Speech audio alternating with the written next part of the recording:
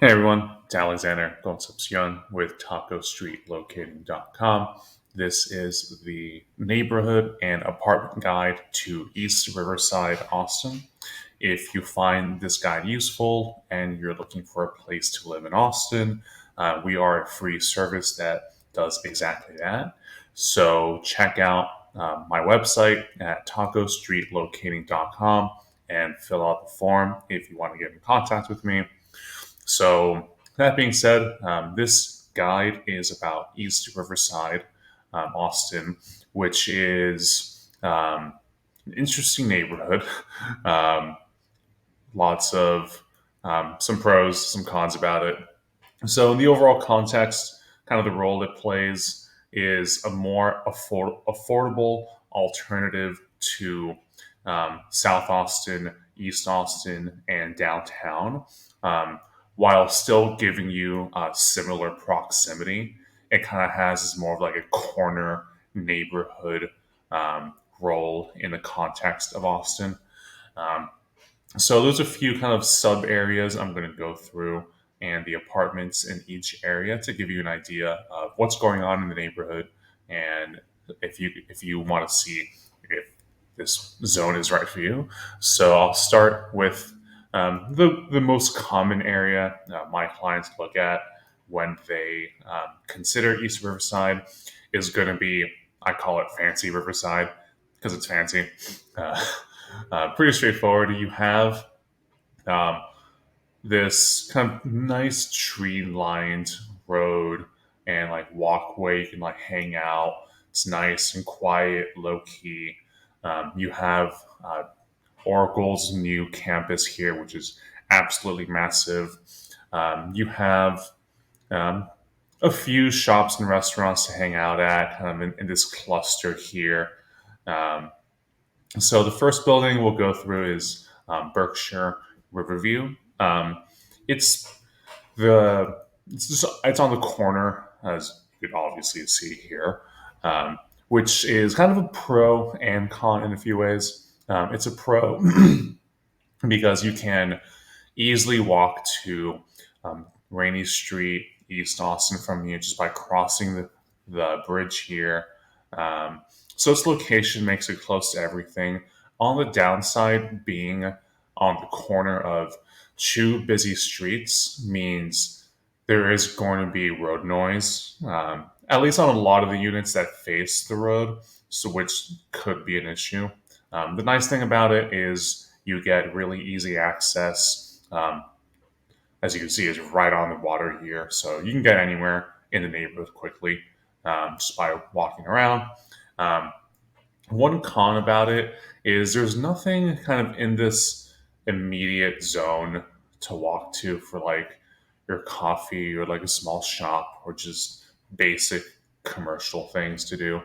For all of that, you'll have to go here to this little cluster of apartments. So in this cluster, you have Amley South Shore, which is like the rest of the Amleys, kind of the bottom end of high end. So they're very like functionally modern, but not super swanky or that high end. They're just good, solid complexes.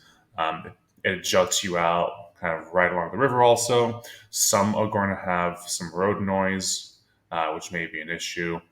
They even have some like bigger, like 3 bedroom townhome type floor plans, which are interesting. Um, Next to it, you have probably the its best comparable South Shore district. It's actually like 3 buildings kind of along all over here. This is probably my most popular complex in East Riverside is South Shore district. Um, well, one because they just have more apartments to choose from, but they have a lot with like really nice balconies. There's this really just wide open park here for like dogs to play and hang out. It's like a good quiet area, so I like it a lot. Um, Another one nearby is the Marlow, um, by far the fanciest, swankiest building in this region. It has one of the most impressive amenity decks I know of in Austin. It has a rooftop pool that faces downtown. You have access to the river. It's the nicest, the most expensive complex in this neighborhood.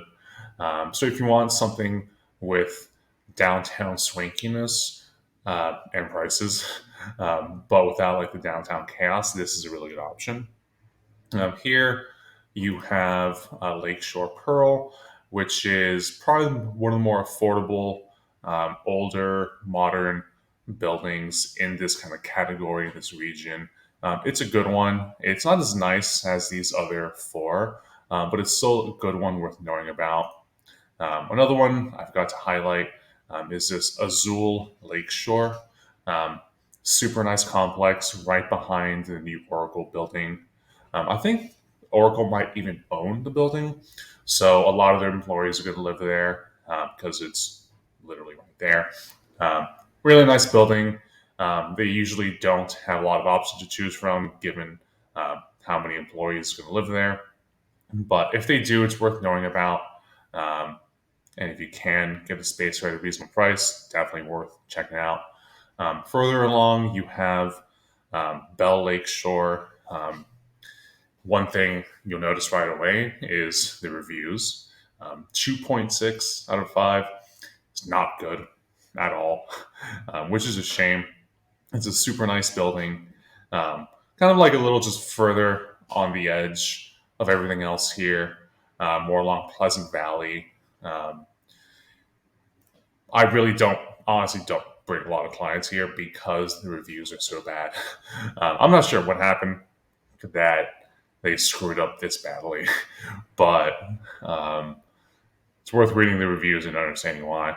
So maybe if they have really good pricing, it could be worth checking out. Otherwise, I kind of just skip it. Um, so then there's this part of Riverside. It's kind of just more of a kind of strip mall um, part of East Riverside. Really good Mexican food. A lot of just cheap strip mall stuff. Nothing fancy, but just good, solid stuff. You have a mega HEB here. You also have like one of my favorite kind of low key bars, Fraser's Long and Low. Really cool dive bar. Um, so along this southern side of this region, you have like two complexes.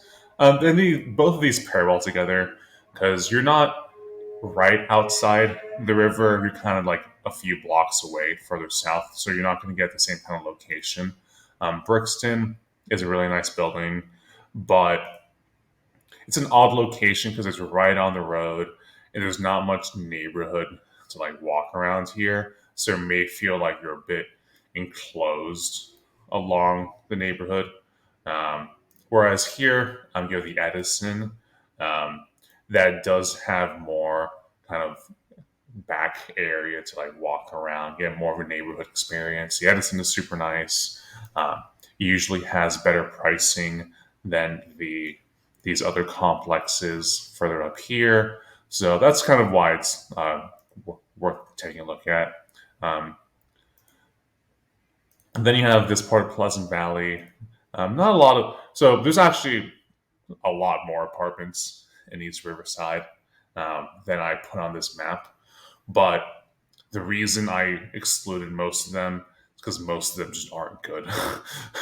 um, there's a lot of bad complexes in this area. There's just kind of low end, cheap, not but not in a good way.